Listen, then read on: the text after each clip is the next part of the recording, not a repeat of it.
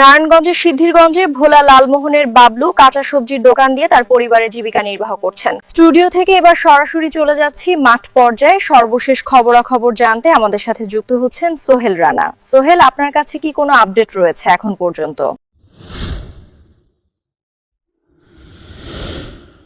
সিদ্ধিরগঞ্জে ভোলা লালমোহনের বাবলু কাঁচা সবজির দোকান দিয়ে চলছে তার পরিবারের জীবন জীবিকা। দীর্ঘ ৫ বছর ধরে ভ্যান গাড়িতে করে কাঁচা তরকারি বিক্রি করে প্রতিটি পাড়া মহল্লায় শুরু করেন তার জীবন যুদ্ধ।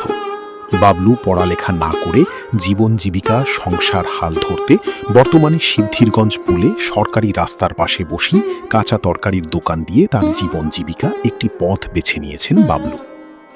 সিদ্ধিরগঞ্জ পুল এলাকার যতগুলি কাঁচা বাজারের মার্কেট রয়েছে তার চেয়ে ৫ থেকে ১০ টাকা কমে সে কাঁচা তরকারি বিক্রি করছে। তবুও সে অল্প লাভে বেশি বিক্রি করে থাকেন বলে বাবলু জানান, এবং তার কোনো বাড়তি খরচ নেই। ছোট্ট বাবলু নিজেই কাউরন বাজার থেকে কাঁচা তরি তরকারি কিনে এনে সিদ্ধিরগঞ্জ পুলে বিক্রি করে থাকেন। সন্ধ্যা ঘুরি আসলেই গার্মেন্টস কর্মীদের কাঁচা তরি তরকারি কেনার উপচে পড়া ভিড় লেগে থাকে বাবলুর দোকানে। বাবলুর বাবা আবুল কালাম গ্রামের বাড়িতে চাষাবাদ করে তিনি, আর মা বিবি আয়শা একজন গার্মেন্টস কর্মী। তার রয়েছে এক বড় ভাই, এক বড় বোন। তাদেরকে নিয়ে সংসারের জীবন যুদ্ধে বাবলুর সংসারের হাল ধরে রাখাটাই তার ছোট্ট বয়সটি পাড়ি দিচ্ছেন এই কাঁচা সবজির দোকান করে। আপনার বাজারের ভিতরে গেলে ১০-৫ টাকা ওর কাছে কম পাই, সেই জন্য সবসময় প্রতিনিয়ত নিলে ওর কাছে নিয়ে আনি। না, ভালোই বাজারে যেরকম ওর কাছে ওরকমই মাছ সবজিগুলো। আমি গ্রামের থেকেই করি। তাই আবার যে কোনো জিনিসই পাওয়া যায়, তার জন্য আমরা এখানে আসি। মালটা কি তাজা পান নাকি? না, তাজাই মাল, তাজা ভালো মাল, তাজা এবং দামও একটু সস্তা আছে।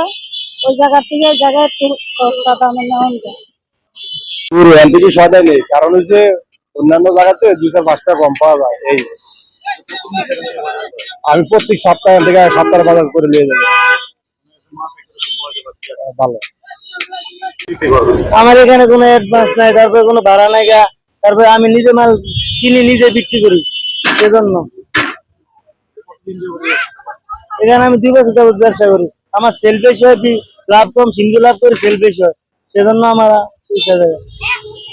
কৃষি কাজ করে। আমার আম্মু গার্মেন্টসে কাজ করে, আর আমরা ৪ ভাই বোন। আমি হলাম ২ নম্বর।